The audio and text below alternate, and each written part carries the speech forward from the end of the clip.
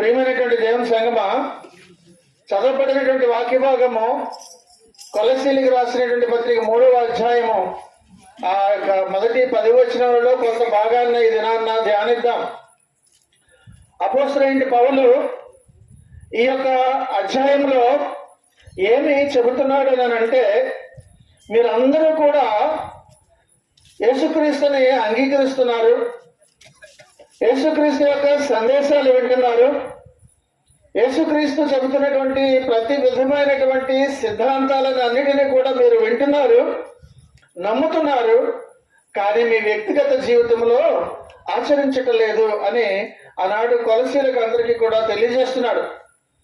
అందుకనే సిద్ధాంతాలను నమ్ముతారు చాలామంది, అన్ని విషయాలు తెలుసుకుంటారు, ఏ విషయమైనా సరే అనర్గళంగా మాట్లాడగలరు, కానీ ఆచరణ మాత్రము శూన్యం. అందుకే తీతుకు రాసిన పత్రిక మొదటి అధ్యాయము 16వ వచనములో ఒక మాట ఉంటది, దేవుణ్ణి ఎరుగుదమని వారు చెప్పుకొందరు గాని అసహ్యులను అవిధేయులను ప్రతి సత్కార్యము విషయము భ్రష్టులనై ఉండి తమ క్రియల వలన ఆయనను ఎరుగమన్నట్టు. కాబట్టి ఇక్కడ ఈ వాక్యంలో 2 మాటలే చూస్తే, మీదన చెప్పినటువంటి దేవుణ్ణి ఎరుగుదమని వారు చెప్పుకొందరు గాని చివరన తమ క్రియల వలన ఆయనను ఎరుగమన్నట్టు ఉన్నారని. ఈ 2 కలిపి చదివితే మనకి విషయం అంతా అర్థమవుతుంది. దేవుని ఎరుగుదమని వారు చెప్పుకొందరు కానీ తమ క్రియల వలన ఆయనను ఎరుగమన్నట్టు ఉన్నారని. ఆ దినాన్ని అలాగే ఉన్నారు, ఈ దినాన్న కూడా చాలా మంది అదే విధముగా ఉండడం అన్నది చాలా విచారకరమైనటువంటి విషయము. వాస్తవానికి పౌలు ఆనాడు వారికి బోధిస్తున్నప్పుడు ఆ యొక్క కాలంలో వారి యొక్క ఆలోచన విధానం ఆ దినాల్లో ఎలాగుండేది అంటే, వ్యక్తిగతంగా ఎవరికి కూడా నీతిని బోధించేవారు కాదు, మారల్టీ గురించి చెప్పడం అనేది ఉండేది కాదు. ఆ కాలం పరిస్థితులు బట్టి ఇప్పుడైతే అన్ని కూడా వచ్చాయి కాబట్టి ఒక్కొక్క సబ్జెక్టు ఒక్కొక్కటి విషయం నేర్పడం, తల్లిదండ్రులు నేర్పడం, చర్చిలో నేర్పడం, ఇన్ని విధాలుగా మనకి బోధించడం అన్నది ఈ దినాల్లో మనకి అవకాశాలు ఉన్నాయి. కానీ పౌలు చెబుతుంది, ఆ దినాలలో వారికి ఎవరికి ఏ బోధలు కూడా ప్రాముఖ్యముగా నీతి బోధలు ఏమీ కూడా ఉండేవి కావు.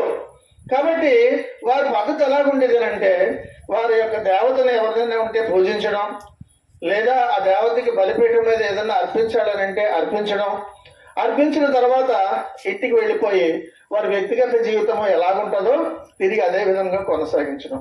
అనగా పూజించడానికి వ్యక్తిగత జీవితానికి ఏమాత్రం కూడా సంబంధము ఉండేది కాదు. కాబట్టి ప్రియమైనటువంటి దేవుని సంగమా, తాను ఒక విధంగా చెప్పాలంటే ఆ కాలంలో వాళ్ళు ఏది నమ్ముతారో ఆ నమ్మినటువంటి దేవతకి ఏమేమి ఇవ్వాలో అన్ని కూడా ఆరాధన అవ్వచ్చు, కొలవడం అంటారు, లేదా ఏమని అంటారో అన్ని చేసేవారు. అవసరమైనటువంటి బలులు కూడా అర్పించేవారు సకాలంలో. కానీ దానికి వారి జీవితానికి ఏ సంబంధము కూడా ఉండేది కాదు. అటువంటి పరిస్థితులు ఆనాడు ఉండేవి. కాబట్టి క్రైస్తవ విశ్వాసం ఎప్పుడైతే వచ్చిందో, క్రైస్తవులు వచ్చిన తర్వాత ఈ యొక్క విషయంలో మార్పు పూర్తిగా తీసుకొచ్చింది. ఏది నమ్ముతున్నారో, అనగా ఈనాడు మనం ఏది బోధించబడుతున్నామో దానికి అనువుగా, దానికి తగినట్టుగా జీవించడం అన్నది ఈ కాలంలోనే ఇప్పటికీ అర్థమైంది. అందరికీ కూడా దాని ప్రకారంగా నడుచుకుంటున్నారు. కనుక క్రైస్తవ విశ్వాసం గురించి ప్రాముఖ్యంగా మనము ఆలోచించినట్లయితే, మనము ఏది మనకి నిత్యము కూడా చెబుతున్నారో, మనం ఏదైతే చదువుతున్నామో బైబిల్లో, ఇలాగ ఉండాలన్నమాట, ఇది కాదన్నమాట, ఇలాగ ప్రవర్తించాలని తెలుసుకొని మన ప్రవర్తనని మార్చుకుంటున్నాం. అనగా ఈ బోధకు తగినట్టుగా క్రమేణా మన జీవితాలను మార్చడం అన్నది క్రైస్తవ జీవితంలో జరుగుతుంది. కాబట్టి క్రీస్తునందు విశ్వాసము కలిగితే అర్థం ఏంటంటే, క్రీస్తుతో ఐక్యమయ్యామని అర్థం. కాబట్టి యేసుతో అనగా క్రీస్తుతో ఐక్యం అవడం అన్నది మన జీవితమే మనకి ఉదాహరణ. కనుక క్రీస్తు మనలో పరిశుద్ధాత్మ ద్వారా నివసిస్తూ, ఒకసారి యేసుక్రీస్తునందు విశ్వాసం ఉంచితే నీలో జరిగేటటువంటి క్రియ ఏమిటి అంటే పరిశుద్ధాత్ముడు నీలో ఉండి నువ్వు ఏ పాపము చేయాలని ఒకవేళ తలంపు వచ్చినా ఆలోచన వచ్చినా నీలో ఉన్నటువంటి క్రీస్తును ఎరిగి క్రీస్తును అంగీకరించినటువంటి నీలో ఉన్నటువంటి పరిశుద్ధాత్మ దేవుడు నిన్న పాపాన్ని చేయనివుడు, తప్పు నువ్వు అలాగా ఆలోచిస్తున్నావు అని వెంటనే ఇలా చెంపలేసుకుంటేలాగా పరిశుద్ధాత్మ దేవుడు లోపల నుండి హెచ్చరిస్తాడు. ఇది క్రీస్తును అంగీకరించినప్పుడు మనందరిలో కూడా జరిగేటటువంటిది. కాబట్టి క్రీస్తు మన కొరకు చనిపోవడమే కాదు, మనము కూడా ఆయనతో చనిపోయామని అర్థం. ఏ విషయంలో చనిపోయాము అని అంటే పాత జీవితము పాతి పెట్టబడి మనము చనిపోయాము అని అర్థం. కనుక అందుకనే బాప్తిస్మం తీసుకున్నప్పుడు ఇలాగ నీటిలోకి ముంచిన వెంటనే అర్థం ఏంటి? పాత జీవితము సమాధి చేయబడింది నీటిలో, పైకి లేపిన వెంటనే నువ్వు చనిపోయి పునరుద్ధానముడు అయ్యేవు అని అర్థం. అనగా ఆధ్యాత్మికమైనటువంటి పునరుద్ధానం నీకు జరిగింది అని అర్థం బాప్తిస్మం తీసుకోవడంలో. ఇలాగ నీటిలో ముంచిన వెంటనే నువ్వు నీళ్ళలో సమాధి చేయబడ్డావు, నీ పాత జీవితం అంతా పాతి పెట్టబడింది, పైకి ఇలా తీసిన వెంటనే నువ్వు నూతన సృష్టి. ఇది క్రైస్తవ జీవితంలో దాన్నే స్పిరిచువల్ రిజరెక్షన్ అని అంటారు. కనుక ప్రియమైనటువంటి దేవుని సంగమా, ఇందాక చదివాము రోమిలికి రాసిన పత్రికలో 6వ అధ్యాయం 2వ వచనంలో ఒకసారి చూద్దామా? అట్లనరాదు, పాపము విషయమై చనిపోయిన మనము ఇక మీదట ఎలాగూ దానిలో జీవించదు. కనుక ఇక్కడ అందుకే మాట అంటున్నాడు, మనము పాపము విషయమై చనిపోయాము కదా, మరి ఇక మీదట ఇంకెలాగా మళ్ళీ దానిలో జీవిస్తాము అన్నమాట మనకి ఇక్కడ తెలియజేస్తున్నారు. కనుక 4వ వచనంలో మనకి ఇక్కడ ఏముందంటే కొలసీలు రాసిన 3:4 మనకు జీవమై ఉన్న, చాలండి అక్కడ వరకు చాలండి, మనకు జీవమై ఉన్న క్రీస్తు అని అంటున్నాడు. కాబట్టి మనకు ఏది జీవమై ఉందండి? క్రీస్తు. అనగా మనం చనిపోయినప్పుడు పాత జీవితంలో మనము పాతి పెట్టబడినప్పుడు మనము క్రీస్తే ఇక మనకు ఏమై ఉన్నారు? జీవమై ఉన్నారని దేవుని వాక్యం తెలియజేస్తుంది. అనగా మనకు జీవమై ఉన్నటువంటి క్రీస్తుని మనము చూస్తున్నాం. అనగా నిత్య జీవం పొందుకుంటున్నాం. నిత్య జీవం అని అంటే కేవలం నువ్వు యేసుక్రీస్తుని ఒక్కసారి నువ్వు అంగీకరించిన వెంటనే, రక్షకుడిగా అంగీకరించిన వెంటనే నీలోనికి ఇలాగ తీసుకొచ్చి పెట్టేటటువంటి పదార్థము కాదు నిత్య జీవం అంటే. నిత్య జీవం అన్నది నువ్వు యేసుక్రీస్తే నిత్య జీవం. He himself is eternal life. అనగా యేసుక్రీస్తు అంటేనే నిత్య జీవం. అనగా నువ్వు యేసుక్రీస్తుని కలిగి ఉంటే నువ్వేంటి కలిగి ఉంటావు? నిత్య జీవం కలిగి ఉంటావు. దాంట్లోనే అర్థం అంతా కూడా ఉంది. అందుకని యోహాను రాసిన మొదటి పత్రిక 5వ అధ్యాయము 12వ వచనంలో చూస్తాం. యోహాను రాసిన మొదటి పత్రిక 5వ అధ్యాయం 12లో చూస్తే జాగ్రత్త చూడండి, దేవుని కుమారుని అంగీకరించువాడు జీవము గలవాడు, దేవుని కుమారుని అంగీకరింపని వాడు. అక్కడే అర్థమైపోయింది. అనగా యేసుక్రీస్తుని నువ్వు కలిగి ఉండి యేసుక్రీస్తుని అంగీకరిస్తే నీకు జీవం ఉన్నదని అర్థం. అనగా నిత్య జీవము. యేసుక్రీస్తుని అంగీకరించలేదని అంటే అక్కడ అన్నాడు కదా, దేవుని కుమారుని అంగీకరింపని వాడు జీవం లేనివాడు అని అక్కడే చెప్పేస్తున్నాడు 2 మాటలు కూడా. కాబట్టి నువ్వు క్రీస్తుని కలిగి ఉంటే నీలో ఏంటుంటది?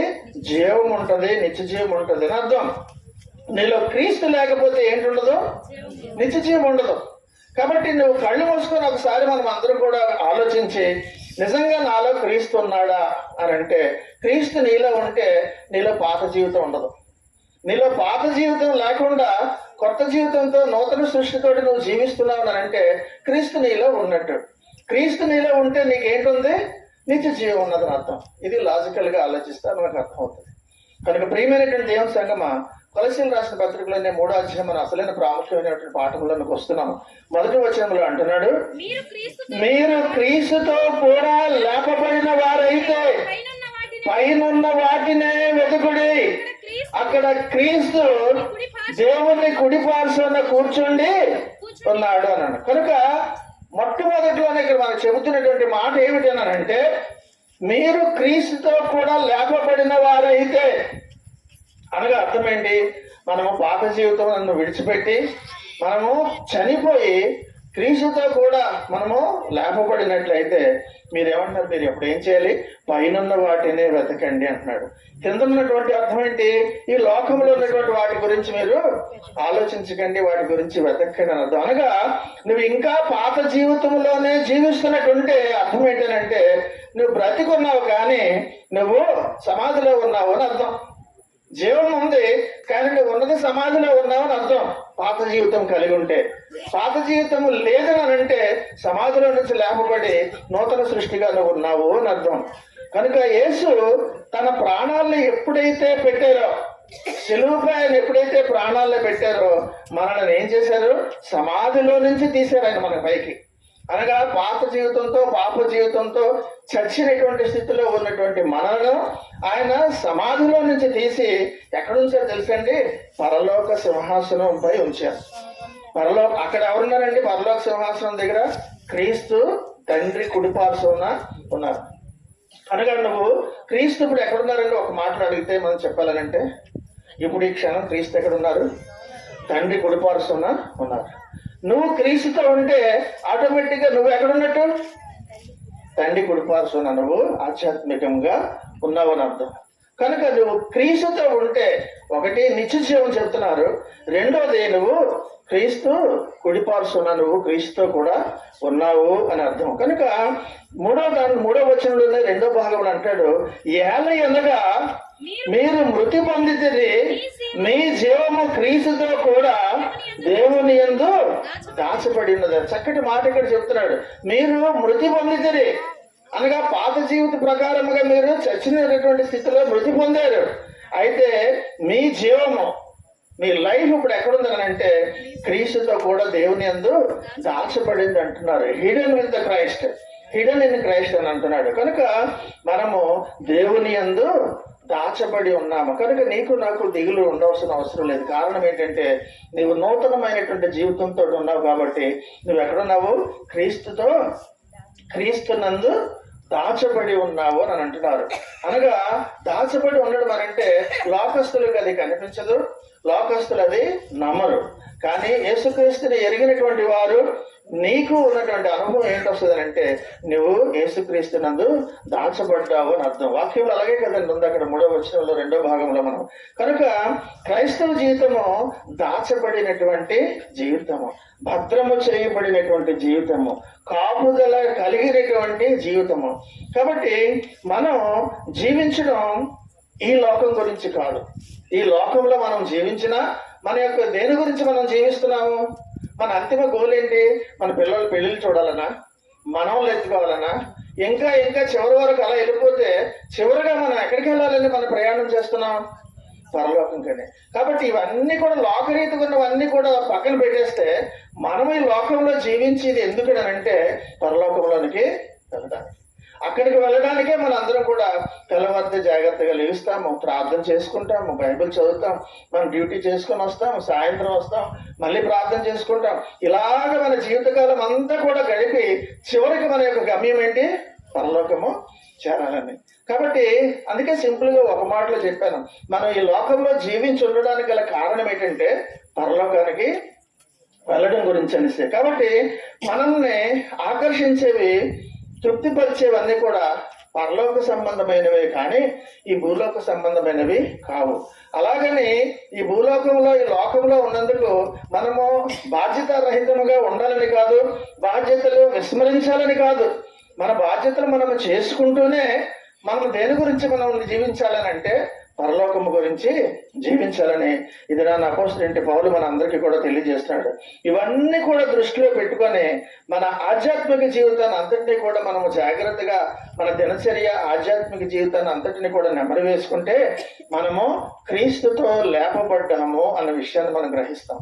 మనము చనిపోయినటువంటి స్థితిలో ఉన్నటువంటి మనము, పాపములతోటి చుట్టుముట్టు పడిపోయినటువంటి మనము, ఆ పాపములన్నింటినీ కూడా విడిచిపెట్టినప్పుడు ఆయన సిలువలో అన్నింటినీ కూడా క్షమించి మనల్ని ఆయనతో పాటు మనల్ని లేపారన్న విషయాన్ని మనము జ్ఞాపకం చేసుకుంటున్నాం. అయితే ఇందాక చదివాం, ప్రారంభంలోకి వచ్చాము 3వ వచనంలో అన్నట్టుగా. కాబట్టి ఏంటి 1వ వచనం ఉన్నాము? అలా లేపబడినటువంటి నీవు, పాపములు క్షమించబడి లేపబడినటువంటి నీవు ఏం చేయాలి? నీతో ఏమంటున్నారు?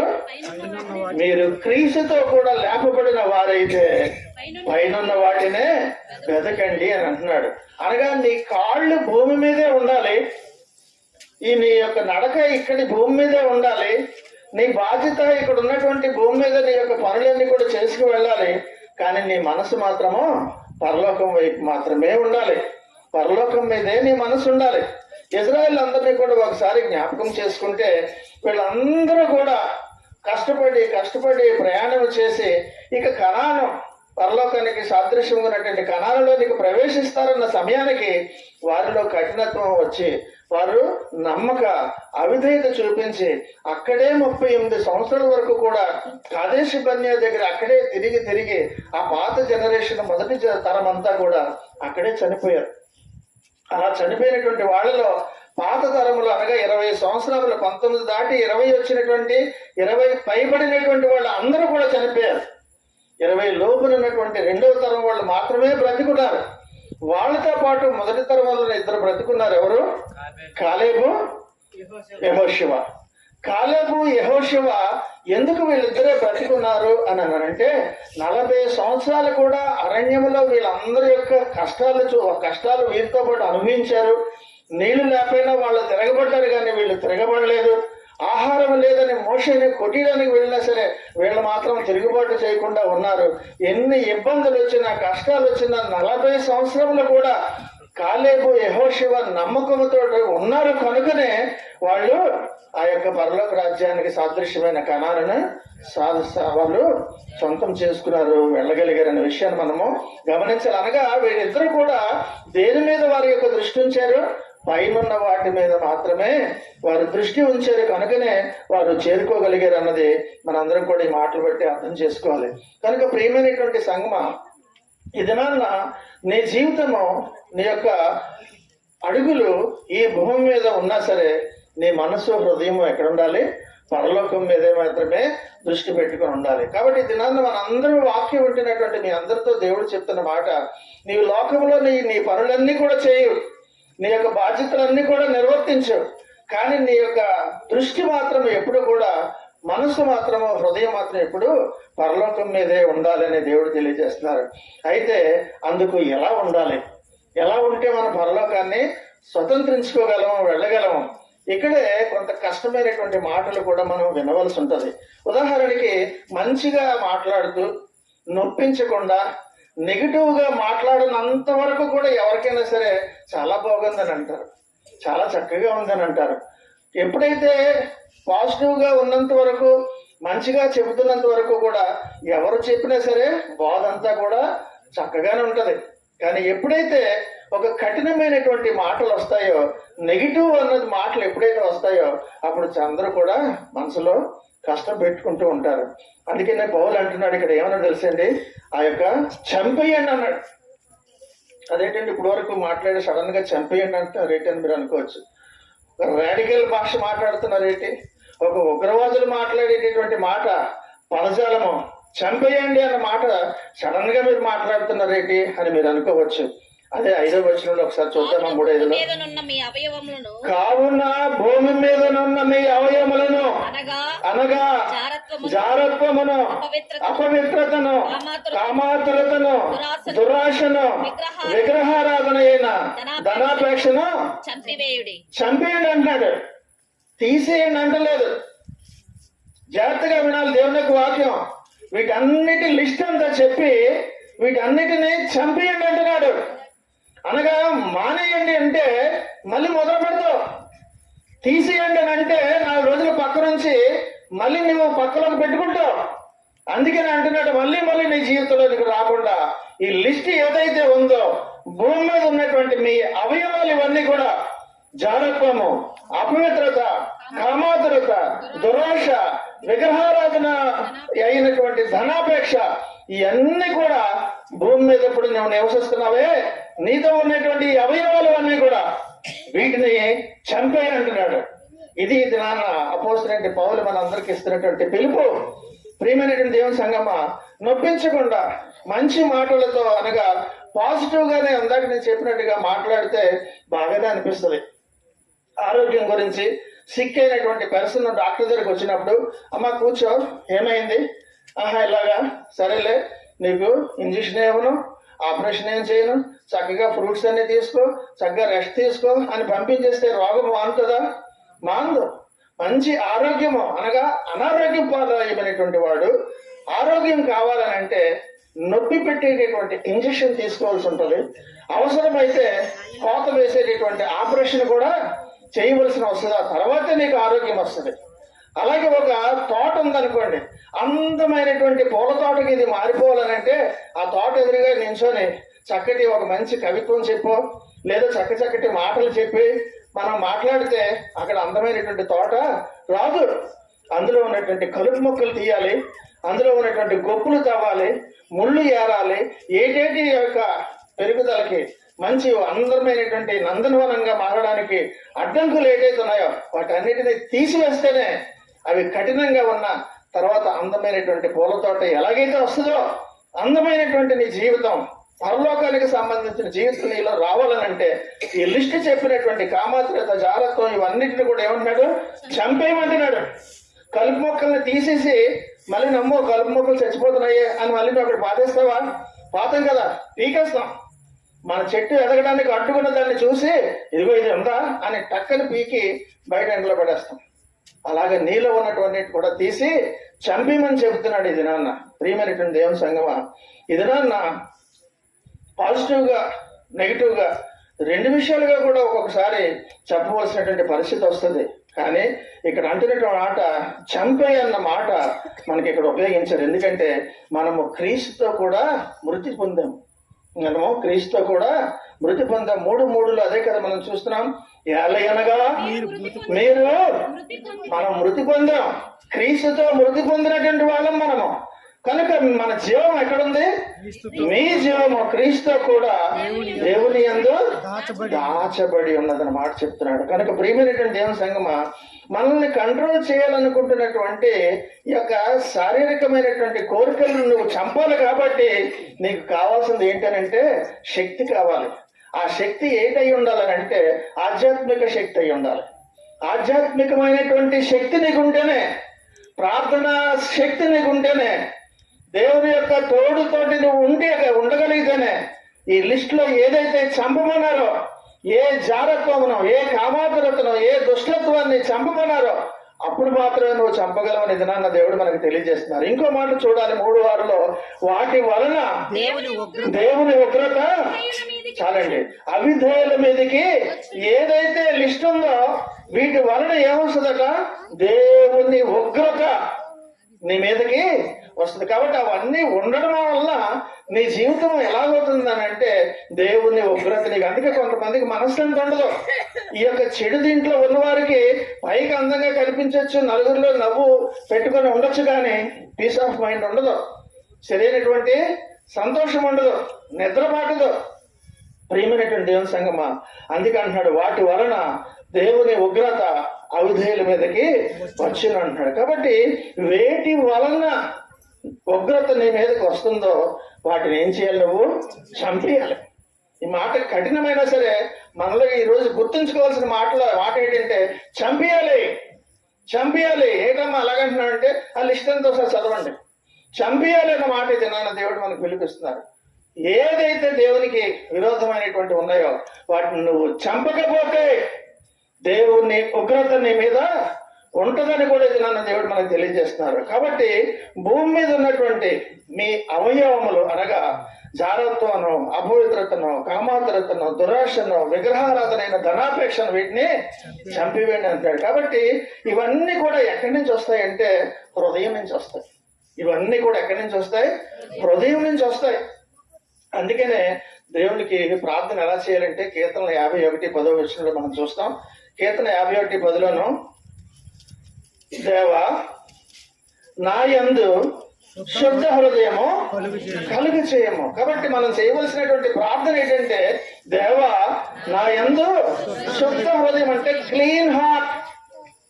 ఇక ముందు పాపం ఏవైతే లిస్ట్ చదివామో అవి ఏవి కూడా లేకుండా క్లీన్ హార్ట్ అనగా శుద్ధ హృదయం దేవా నాకు దయచేయు అని దేవునికి మనము ప్రార్థన చేయాలని అంటున్నాడు. ప్రియమైనటువంటి దేవుని సంగమా, ఈ యొక్క దీంట్లోనూ 5వ వచనంలో చెప్పినటువంటి మాటలలో దురాశ అన్న మాట మనము చూస్తున్నాం.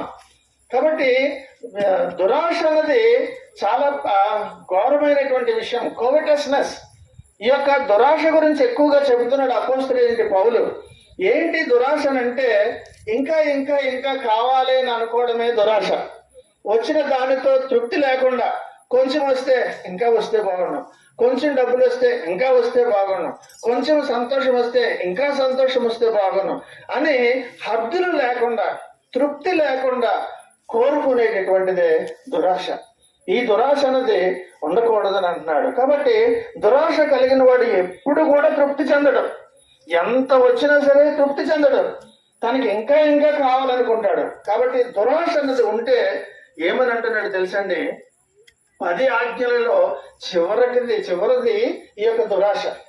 ఈ యొక్క దురాశ అన్నది మాత్రం ఒక్కటి కూడా ఉంటే మీదన 9 ఆజ్ఞలు కూడా నువ్వు పాటించినా సరే అవన్నీ కూడా పాటించినట్టే అయిపోతుంది. చూద్దామా 10వ ఆజ్ఞ చెప్పినటువంటిది నిర్గమకాండం 20:17 వచనం ఉంటది. నీ పొరుగువాని ఇల్లు ఆశింపకూడదు, నీ పొరుగువాని భార్యనైనను అతని దాసునైనను అతని దాసినైనను అతని ఎద్దునైనను అతని గాడిదనైనను నీ పొరుగువానిలకు దేనినైనను ఆశింపకూడదని చాలండి. కనుక ఈ యొక్క 10వ ఆజ్ఞ అనేటువంటిది ఇది నువ్వు గాని పాటించకపోతే మీద 9 కూడా నువ్వు పాటించటం లేదు అని అర్థం. పాటించినా సరే పాటించిన ఫలితం ఉండదు అని అంటున్నాడు. కనుక ప్రియమైనటువంటి దేవుని సంగమా, దురాశ కలిగినటువంటి వారు దేవుణ్ణి అగౌరవపరుస్తారు. దురాశ కలిగినటువంటి వారు దేవుని యొక్క నామాన్ని అనవసరంగా ఉచ్చరిస్తారు. దురాశ కలిగినటువంటి వారు అబద్ధం ఆడుతారు. దురాశ కలిగిన వారు దొంగతనం కూడా చేస్తారు. ఏదైనా చేయడానికి సిద్ధపడిపోతారు. ఎందుకంటే ఆశ అటువంటిది. కాబట్టి ఆశ వేరు, దురాశ వేరు. కాబట్టి దురాశ అన్నది అన్నిటికంటే చాలా భయంకరమైనది. అపోస్తలుడు పౌలు మరి ప్రత్యేకంగా దాని గురించి ఈ లిస్టులను పైకి తీసి మరీ చెప్పడం జరిగింది. కనుక ప్రియమైనటువంటి దేవుని సంగమా, వీటన్నిటిని గురించి కూడా అపోస్తలుడైన పౌలు హెచ్చరిస్తున్నట్టున్నాడు. అలాగే ఇంకా కొన్ని సోషల్ సిన్స్ కూడా చెప్తున్నాడు. 3:8-9 ఒకసారి చూద్దామా. ఇప్పుడైతే మీరు జాగ్రత్త చూడండి, కోపము, ఆగ్రహము, దుష్టత్వము, దూషణ, మీ నోట బూతులు అను వీటన్నిటిని విసర్జించుడి. ఒకరితో ఒకడు అబద్ధమాడకుడి. ఏలయనగా ప్రాచీన స్వభావము దాని క్రియలతో కూడా మీరు పరిత్యజించి జ్ఞానము కలుగు నిమిత్తము దానిని సృష్టించిన వాని పోలిక చొప్పున నూతన పరచబడుచున్న నవీన స్వభావమును చాలండి ధరించుకుని ఉన్నారు. ఇక్కడ ఒక బట్టలు ఎలాగైతే ధరించుకుంటామో దానితో పోల్చి చెప్తున్నాడు.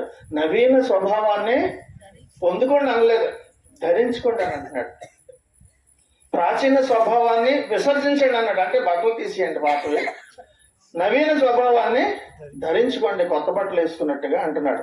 కనుక ఇక్కడ ఎందుకు ఈ మాటలని ధరించుకుని బట్టలతోటి అర్థమయ్యేలాగా మనకి చెబుతున్నాడు అని అంటే, మనము పాత బట్టలు తీసేసి కొత్త బట్టలు వేసుకున్నట్టుగా ప్రాచీన స్వభావాన్ని అంతటిని కూడా విడిచిపెట్టి దేవుడు చెప్పినటువంటి నూతన స్వభావాన్ని ధరించుకోవాలి. యేసుక్రీస్తు వారు పునరుద్ధానము జ్ఞాపకం తెచ్చుకుంటే, ఆయన మరణించి తిరిగి లేచాక ఏ బట్టలతోటి అయితే సమాధిలో ఉంచారో దాంతోటే లేచారు ఆయన? లేదు కదండి. ఆ రుమాలు కానీ ఆ ప్రేత వస్త్రాలు ఏదైతే ఆయన కట్టారో వాటన్నిటిని కూడా ఏం చేశారు? ఆయన అక్కడే విడిచిపెట్టేశారు. విడిచిపెట్టి అందులో నుంచి ఒక నూతనమైనటువంటి స్వభావంతో నూతనంతో పునరుద్ధానం అయ్యారు. పోనీ యేసుక్రీస్తు వారి గురించి ఎలా పెడదాం? లాజరుని లేపినప్పుడు యేసుక్రీస్తు వారి 11:44 యోహాను సువార్తలో ఏమన్నారు అక్కడ చూద్దాం ఒకసారి. యోహాను 11:44 లాజరు లేచిన తర్వాత చనిపోయినవాడు కాళ్ళు చేతులు ప్రేత వస్త్రములతో కట్టబడిన వాడై వెలుపలికి వచ్చెను. అతని ముఖమునకు రుమాలు కట్టి ఉండెను.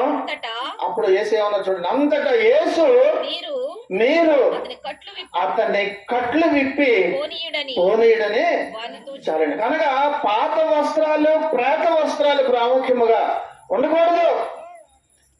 ఏమిటి పాత వస్త్రాలు ప్రేత వస్త్రాలు అని అంటే, నీలో ఉన్నటువంటి పాత జీవితానికి ఛాయలుగా ఉన్నటువంటి ఇందాక చెప్పిన లిస్ట్ అంతా కామాతురత, దుష్టత్వము, దురాశ, ఇవన్నీ కూడా ఏంటంటే ప్రేత వస్త్రాలు. ఎప్పుడు ప్రేత వస్త్రాలు అయ్యాయి?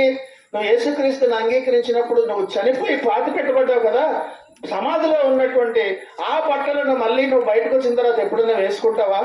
వేసుకోకూడదు. ప్రేత వస్త్రాలు పూర్తిగా వదిలేస్తాము. కొత్త వస్త్రాలతోటి మహిమ శరీరంతో ఎలాగైతే మనము ఉంటామో పరలోకంలోనూ, అలాగే ఈ లోకంలో ఉంటుండగానే నీవు బాప్తిస్మ తీసుకున్నప్పుడు నీటిలో ముంచబడిన వెంటనే నీ యొక్క పాత స్వభావము సమాధి చేయబడి నూతన స్వభావాన్ని నువ్వు పొందుకొని పైకి లేపిన వెంటనే ఆ యొక్క నవీన స్వభావాన్ని, ప్రేత వస్త్రాలను నీటిలో వదిలివేసి సమాధిలో వదిలినట్టుగా నువ్వు నవీనమైనటువంటి స్వభావాన్ని నూతనమైనటువంటి వస్త్రాలుగా నువ్వు ధరించుకున్నప్పుడు ధన్యురాలు అవుతావు. కనుక ప్రియమైనటువంటి దేవుని సంగమా, ఇది నాన్న ప్రేత వస్త్రాలు అనగా నీ పాత జీవితము. కాబట్టి నువ్వు వాటిని విడిచిపెట్టి నూతన జీవితం కలిగి ఉండాలని, అది క్రీస్తులో మనము కలిగి ఉండాలని తెలియజేస్తున్నాడు. కాబట్టి మనం నూతన జీవితంలో నడవాలి. పాత క్రియలు, పాత కోరికలు విడిచిపెట్టాలి. ఆఖరిగా ఒక మాట చెప్పి మనం ముగించుకుందాం. రోమిలకు రాసిన పత్రిక 6వ అధ్యాయంలో 4వ వచనం ఒకసారి చూద్దామా?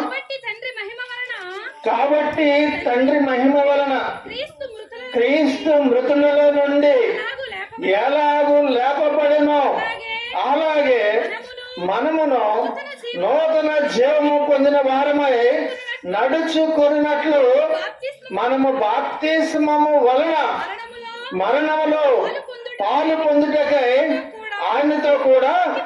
కాబట్టి ఈ యొక్క ఇద్దరన్న బాప్తిసాన్ని జ్ఞాపకం చేస్తున్నా నీకు. నీవు మారాలని ఇప్పటికైనా సరే ఈ యొక్క శ్రమల దినాల్లో నీకు అనిపించినప్పుడు నీ పాత స్వభావాన్ని నీటిలో పాత పెట్టడానికి ఈస్టర్లో ఇచ్చేటటువంటి బాప్తిసం తీసుకోవడానికి సిద్ధపడు. ప్రియమైనటువంటి దేవుని సంగమా, నువ్వు నూతన జీవితాన్ని అవకాశం ఉన్నటువంటి యొక్క ఈస్టర్ నాడే నువ్వు ఎప్పుడైతే నువ్వు బాప్తిసం ద్వారా పొందుకొని నవీన స్వభావాన్ని ధరించుకోవడానికి ఇష్టపడతావో అప్పటి నుంచి నువ్వు ఇంకా పైన వాటినే వెతుకుతావు, భూమి మీద నడుస్తావు. కానీ నువ్వు నీ యొక్క దృష్టి అంతా కూడా పరలోకంలో ఉంటుంది. అదే నిజమైన క్రైస్తవ జీవితం. మన యొక్క వెంపర్లాడేది క్రైస్తవ జీవితం అంతా కూడా ఆ పరలోకం పొందుకోవడానికే. అందుకు తగిన విధముగా పౌలు జనాన్ని మనకి ఈ యొక్క కొలసీలు రాసిన 3వ అధ్యాయం ప్రకారంగా చెప్పిన విధముగా నడుచుకున్నట్లయితే, నవీన స్వభావాన్ని ధరించుకున్నట్లయితే మనందరం కూడా పరలోకానికి మనము స్వతంత్రులుగా అవుతాము. మనందరం కూడా దీవించబడతాము. అటు భాగ్యము దేవుడు మనందరికీ కలగజేసి నడిపించును గాక. ఆమె దేవుడి మాటలు మన వెనుకలో దీవించును గాక. ఆమె